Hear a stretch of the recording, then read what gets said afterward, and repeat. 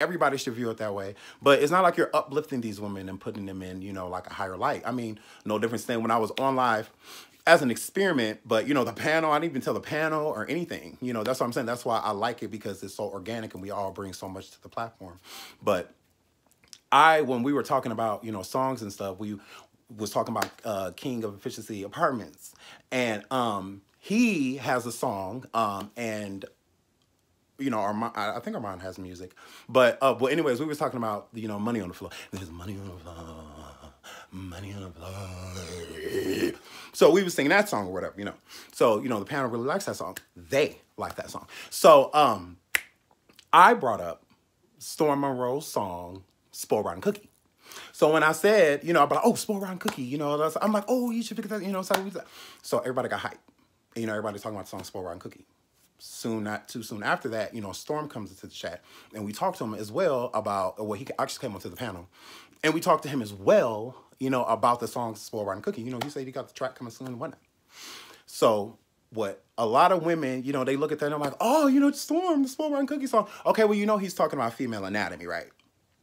Right. And he's not speaking of it in a good light.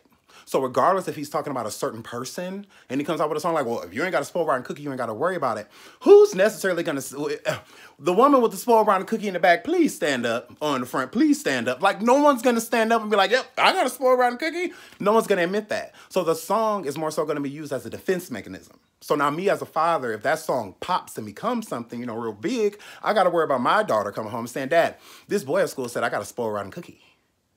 I don't think people, really think about it. So to me, it's still really offensive, but not really thinking it, I don't really feel like Storm meant it in that regard. Like, oh, I'm gonna make sure I'm be degrading to women. Like, no, I don't feel that way, but some people do though, and I don't feel like it's acknowledged, really on both ends. So, everyone wants to come forward and talk about that whole, that quote unquote, the TS YouTuber, that man, him, he quote unquote trained Storm Monroe or something. I don't know. But I didn't read that bullshit. But quote unquote, he had some influence with Storm in his beginning or whatnot. Some type of form of payment was made to make sure that certain, talents, not to make sure that the YouTube talents were created, in that regard. So I don't care about that. I mean, just because it's no different than if Tasha K reached out to me. I don't agree with a lot of the things that Tasha K says necessarily or does, but I feel like she's okay with that. I feel like she's totes okay with that. Like gross if she isn't, because I mean, fuck. So if she reached out to me, just because I don't necessarily agree with everything she says, doesn't mean that I have to dismiss her help. She has really good methods in the things that she does, from production to editing and, all type of things in that nature. You know what I mean? So why would I turn that down because people disagree with her? Like, oh, well, she said this, so why would you ever? I mean, that male, the TS man, he might have, said some really offensive things, but that doesn't mean he's still not intelligent. It still doesn't mean he doesn't know how to work this platform, and do certain things. So what does that really have to do with anything? So I'm just like, I don't understand. If they're going to talk about anything with, Storm Monroe being offensive or anything, watch his fucking channel.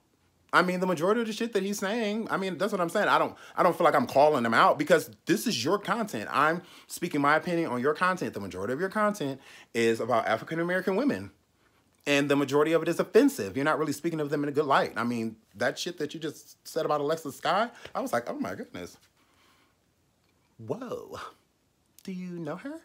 I'm just like, damn, whoa, but I mean, that's you. That's not me. I'm not going to get on here and disrespect Alexa Sky like that. I don't agree with a lot of shit Alexa Sky has done, but I'm not about to get on here and say all that. I just don't feel like it's worth it.